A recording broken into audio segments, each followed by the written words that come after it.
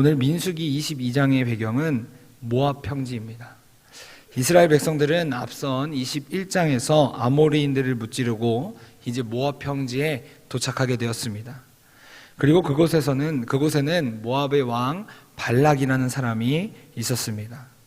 그런데 성경을 보니까 모압의 왕 발락이 이스라엘 백성들이 도착했다는 그 소식을 듣고 두려움에 휩싸였다라고 말하고 있습니다. 왜냐하면 발락은 이전에 이스라엘 백성들이 아모리인들을 이겼다는 소식을 전해 들었기 때문입니다. 뿐만 아니라 이스라엘 백성들의 수가 자신들보다 많은 것을 보고 발락은 그런 이스라엘을 두려워하기 시작했습니다. 그래서 발락은 고민을 하다가 이제 발람이라는 선지자를 불러서 이스라엘 백성들이 자신들보다 강하니까 그들을 저주하라고 회유하기 시작했습니다. 그런데 여기서 등장하는 이 발람이라는 사람의 그 이력이 굉장한 특이한 이력을 가지고 있습니다. 그의 이름의 뜻은 탐식가라는 뜻을 가지고 있는데 그 이름의 뜻처럼 그는 여러 종교적 체험을 한 사람이었고 선지자라고 말하고 있지만 그는 하나님도 알고 다른 이방신도 아는 그런 사람이었습니다. 그래서 베드로후서에는 발람을 미친 행동을 하는 자라고 할 정도로 우리가 아는 온전한 선지자의 모습이 아니라 이방신을 따르기도 하고 또 돈을 좋아하는 그런 사람의 모습을 보였습니다. 그럼에도 불구하고 하나님께서는 자신의 백성인 이스라엘을 위해서 그의 입을 막으시고 이스라엘을 위해서 그의 입을 통해 예언과 축복의 말씀을 선포하셨습니다.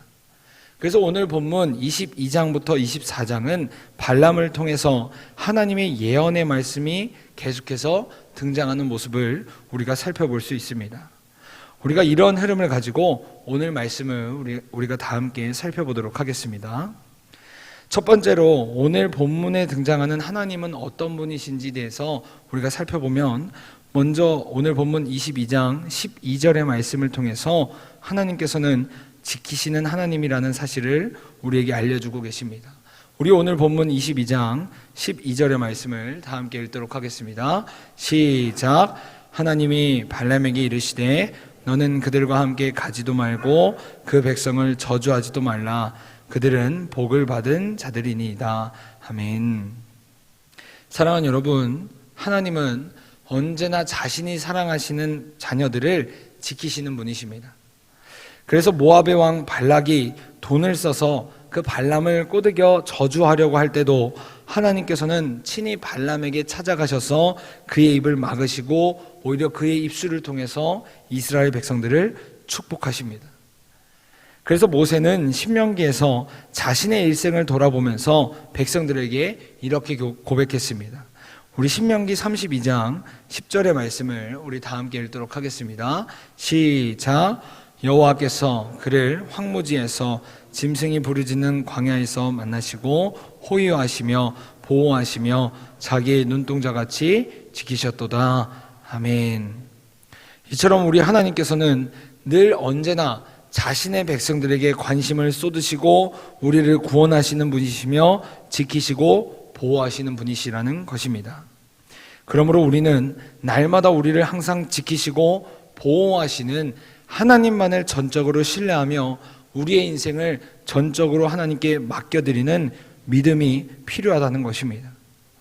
다음으로 23장 19절의 말씀을 통해 하나님께서는 실수가 없으신 하나님이라는 사실을 우리에게 알려주고 계십니다.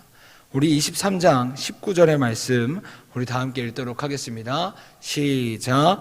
하나님은 사람이 아니시니 거짓말을 하지 않으시고 인생이 아니시니 후회가 없으시도다.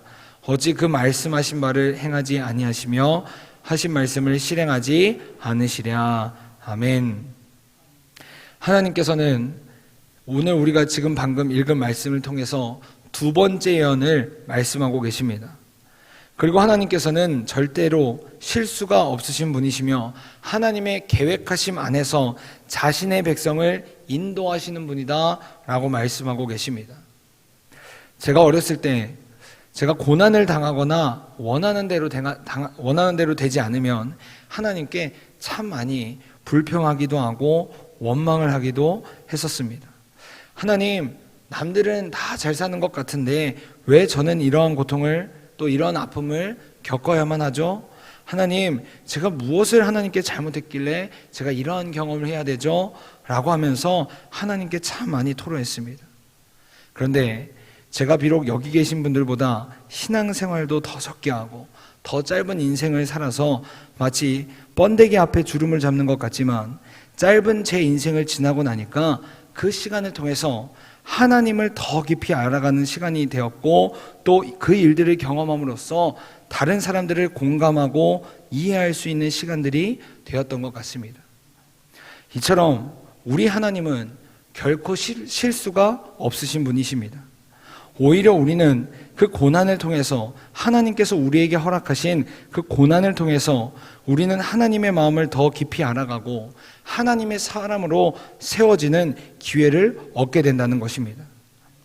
혹여나 지금 우리 가운데 고난의 길, 광야의 길을 걷는 분이 계시다면 하나님께서 우리를 하나님의 도구로 사용하시기 위해 빚어가고 계심을 우리가 신뢰할 수 있길 간절히 소망합니다.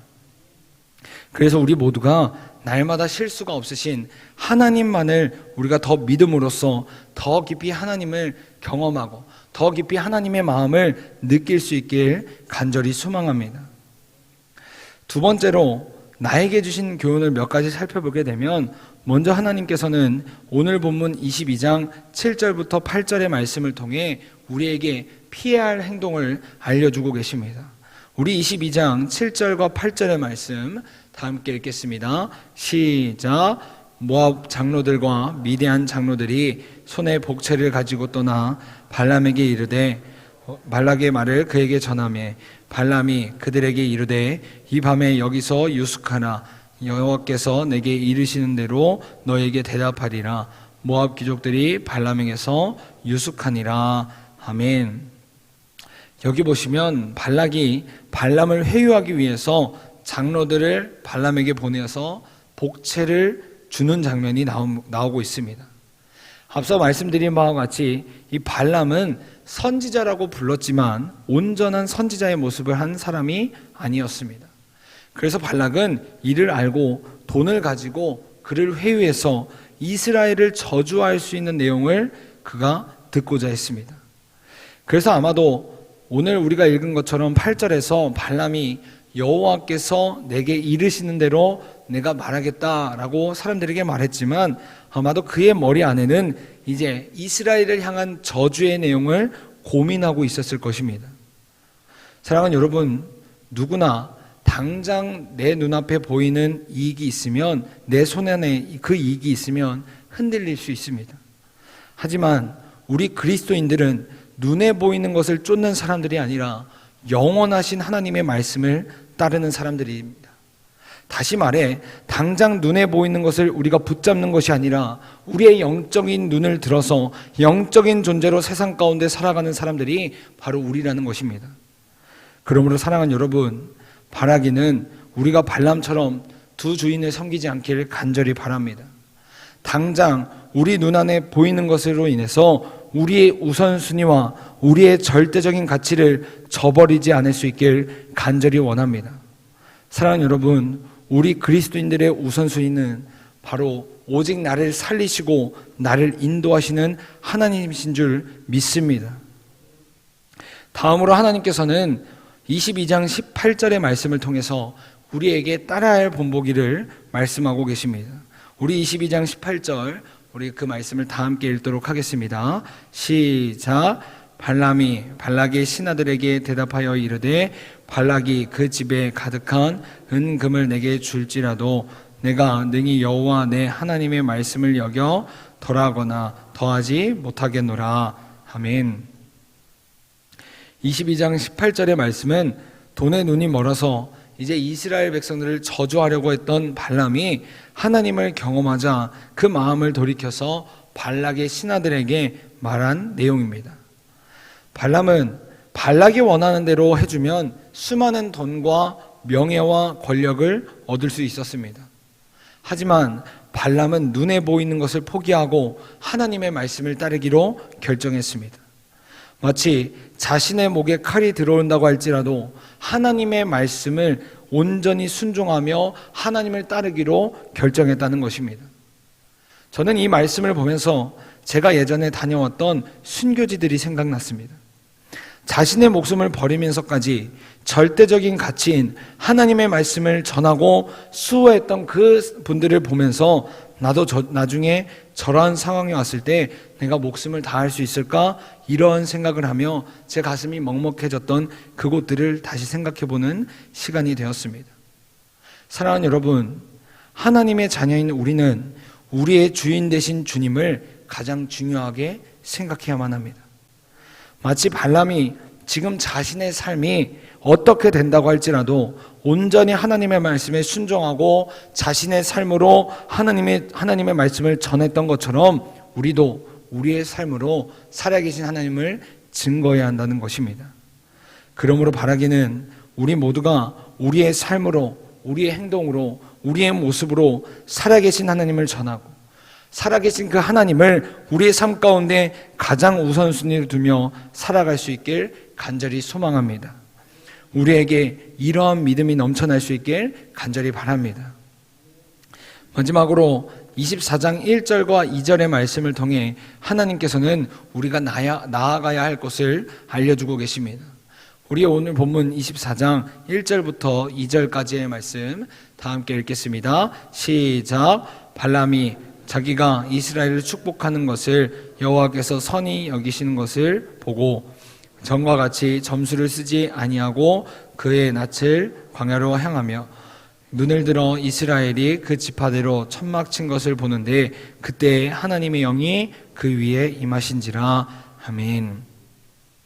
지금 말씀은 발람이 자신을 통해서 하나님의 말씀이 선포되는 것을 경험하고 또 자신의 삶 가운데 하나님의 임재하심을 경험하자 하나님을 더욱 경험할 수 있는 곳으로 나아가고 있습니다. 그래서 발람은 이전과 다른 모습으로 자신이 가진 점수를 쓰지 않는 그 모습 그대로, 있는 모습 그대로 자신이 하나님 얼굴을 구하며 광야로 향하고 있습니다. 그리고 바로 그때 그런 발람 가운데 하나님의 영이 임한다라고 우리가 성경을 통해 볼 수 있습니다. 사랑하는 여러분, 하나님의 성전인 우리는요, 날마다 하나님의 영을 구하며 살아가야 합니다. 어떻게 하면 우리가 하나님과 더욱 가까워질 수 있을까? 어떻게 하면 우리가 더욱 하나님의 은혜 가운데 거할 수 있을까? 우리가 순간마다 우리의 관심을 하나님께로 나아가야 한다는 것입니다. 그래야지만 우리는 계속해서 하나님의 임재를 경험하고 하나님께서 주시는 은혜 가운데 우리가 거하며 경험할 수 있다라는 것입니다. 그러므로 바라기는 우리 모두가 날마다 우리에게 은혜를 주시기 원하시는 그 하나님께 더욱 가까이 갈 수 있길 간절히 소망합니다. 그래서 날마다 우리가 하나님의 성전으로서 하나님의 영을 소멸하는 삶이 아니라 하나님의 영으로 충만하며 살아갈 수 있길 간절히 소망합니다. 오늘 하루 우리 주님께서 우리를 각자의 자리로 보내실 때 우리에게 이런 말씀의 은혜가, 성령 충만의 은혜가, 회복의 은혜가 넘쳐날 수 있길 간절히 소망합니다. 다 함께 기도하겠습니다.